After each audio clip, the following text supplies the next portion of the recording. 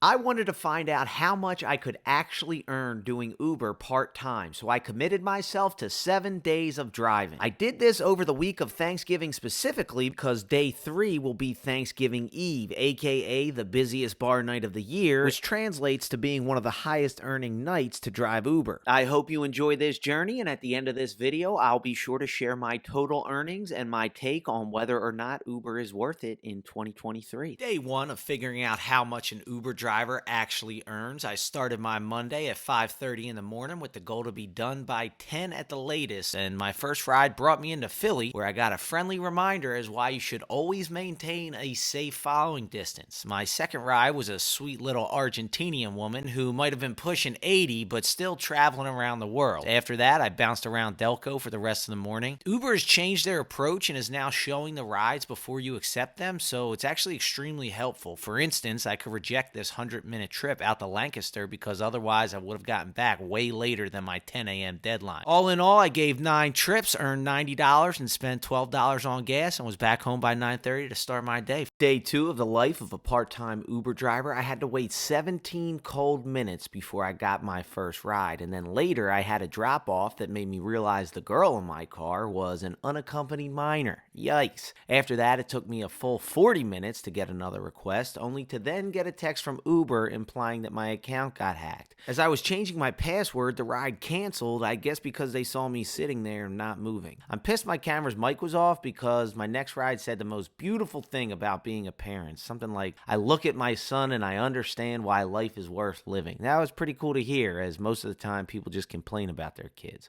Yesterday, only 1 out of 9 riders tipped me, compared to today where 5 out of my 7 riders flexed their generosity muscle, most notably the blue-haired supermom who dropped a 10 spot on an $8 fare. The weekday morning commute was never a good time to make money, and it seems like nothing has changed. After gas, my hourly was over $16, and without those tips, it would have been less than $11. But that's okay, because tomorrow is Thanksgiving Eve, and I'm very excited to see how much I can make on the busiest bar night of the year. It is 2:28 in the morning. I started at 8:30, so that was 6 hours. I just got done pumping gas, got a bit of a show as I was doing it. A little over $18 for gas tonight. And I cannot tell you how much I earned because Uber signed me out right after 2 o'clock, peak time, which is so frustrating. I feel like I missed 1 or 2 peak rides. At first I thought maybe it's a glitch because it's a busy night for the servers, but then I realized that I was only 2 rides away from hitting the $55 bonus that they would have to pay me out of pocket. A little suspicious if you ask me. One thing I'm getting from this project, or at least I hope you're getting, because I already knew it, the unpredictability of Uber. I was finally able to log into the app the next morning. Here are the final numbers. Earning over $40 an hour for a side hustle where you're your own boss is a pretty sweet gig. And despite the late night, I was up and at it early the next day, hoping to find 2 more rides before turkey time. See, this would have been day 4 of figuring out how much I can actually earn driving Uber. Originally, I had promised myself I wasn't going to work, being that it's Thanksgiving, but Uber had signed me out of the app the night before when I was just 2 rides short of hitting my promotion. And for the integrity of this project, I just couldn't leave that money on the table. So I drove up and down Baltimore Pike for over half an hour on Thanksgiving looking for a ride. And I don't know if it was dead or if Uber was purposely freezing me out so they didn't have to pay me the promotion money,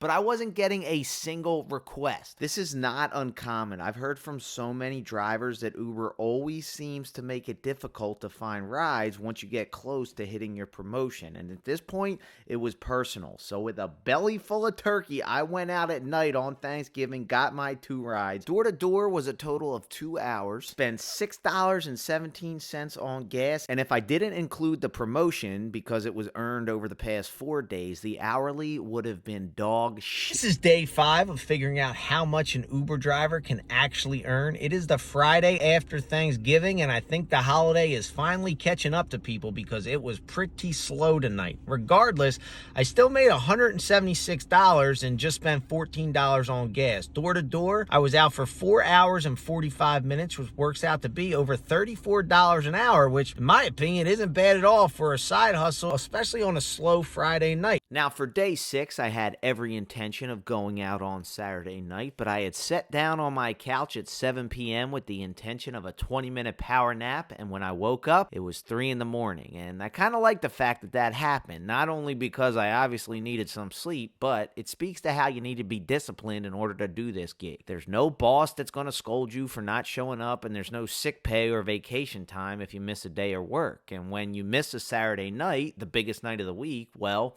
if you were counting on that money, you're screwed. But on the flip side, it's not like I got in trouble with Uber. The only thing I lost was opportunity. So for day 6, it's obviously a non-factor in the final tally, but for those curious, I have a feeling that Saturday would have been very similar to Friday night. Final day of figuring out how much an Uber driver actually earns. Despite it being a rainy Sunday morning, I was actually excited for today. Back when I was driving Uber full-time, Sunday morning was when I treated myself to a coffee and a donut and listened to country top 40 countdown. Well, I was reminded real quick why I stopped driving on Sunday morning. I spent most of it sitting waiting for a ride, and to top it off, most of the country they were playing were Christmas songs, which I love country and I love Christmas music, but like food and sex, two great things don't always go great together. My hourly earnings was the worst of this project so far, but I did find myself a steal in the donut aisle. Any day you can get half a dozen donuts for $3 is a good day. All in all, I spent $72 on gas, spent 24 and a half hours on the road, and with $16 in cash tips, earned a total of $757, which worked out to be almost $28 an hour. That's almost a 10% decrease in earnings from when I did this same project in the beginning of this year, where I earned over $30 an hour. Part of that difference is due to how little promotional money that they offer now, and I think it should be noted that they didn't even give me another promotion for the weekend as they usually do. That said, I actually think Uber is a better option now than it was then. The fact that they're finally giving drivers information on the rides before they select them not only makes me feel more in control of my schedule, but more importantly, safer, as I have an idea of what the heck I'm getting into before I choose a ride. Rush hour earnings are incredibly unpredictable, but if you're willing to work Friday and Saturday nights for the bar crowd, I think that's where the money's at. If you want to see more of the risks that come along with rideshare like this here, along with some of the expenses that go with it, check out this video here. Thanks for watching.